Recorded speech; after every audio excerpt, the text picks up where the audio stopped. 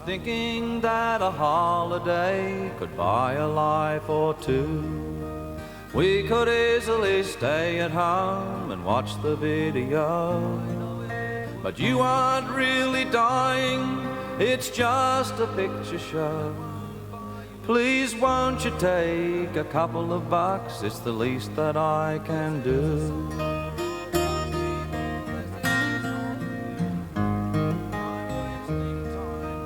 I know it would make me cry when searching through my soul, but that won't buy you a piece of rug or fill your wooden bowl.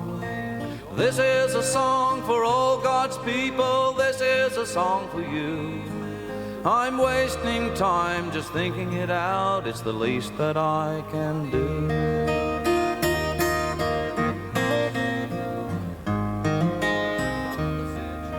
I can't explain your dark clouds that never want to rain. A lucky man could never know your heartbreak and your pain. Money has no value if it can't save a life. The truth of the situation cuts me like a knife.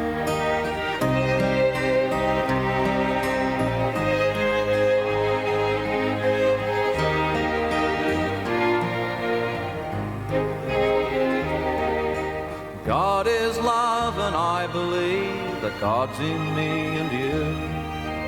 What a time for us to give and show the world it's true. I don't understand why I'm better off than you. Please won't you take a couple of bucks, it's the least that I can do.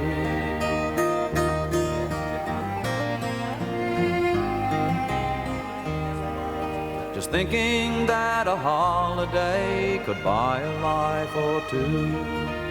We could easily stay at home and watch the video. But you aren't really dying, it's just a picture show.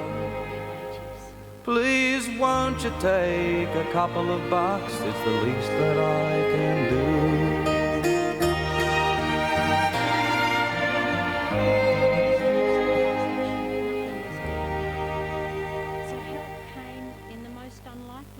That song was written in the mid-80s.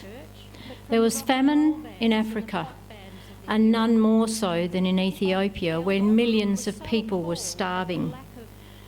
It was an indictment upon Western civilization that nothing was being done.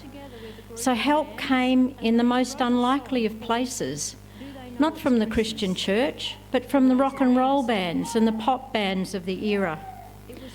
Bob Geldof was so appalled at the lack of interest, the lack of concern, that he got together with a group of bands and they wrote a song called Do They Know It's Christmas to raise awareness of the issue. It was released at the end of November and went straight to the top of the charts, and it stayed there for 5 weeks. And in so doing, it brought the issue of famine to the world and to the political arena.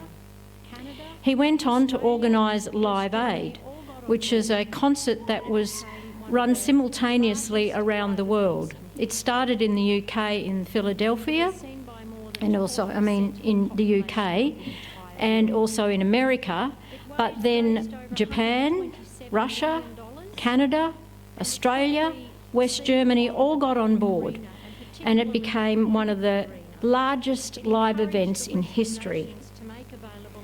It was seen by more than 40% of the population of the entire world.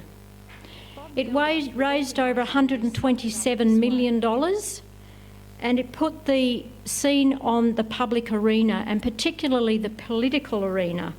It encouraged the Western nations to make available enough grain to end the immediate hunger crisis in Africa. Bob Geldof, who organised all this, summed it up this way. Oops.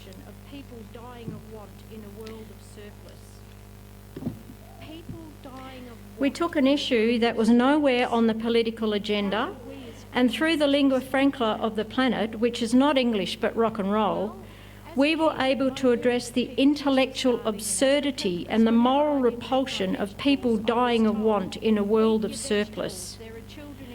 People dying of want in a world of surplus. How do we as Christians respond to that? Well, as a kid, I knew that kids were starving in Africa because whenever I didn't eat my vegetables, I was told, eat your vegetables, there are children in Africa starving. Maybe you heard that too. In fact, I was quite happy to wrap my vegetables up and post them to Africa. But I actually knew they'd be mouldy by the time I got there. But that was my introduction to what poverty was, children in Africa starving. But you don't have to go halfway around the world to see the inequities that exist in society, even in Australia.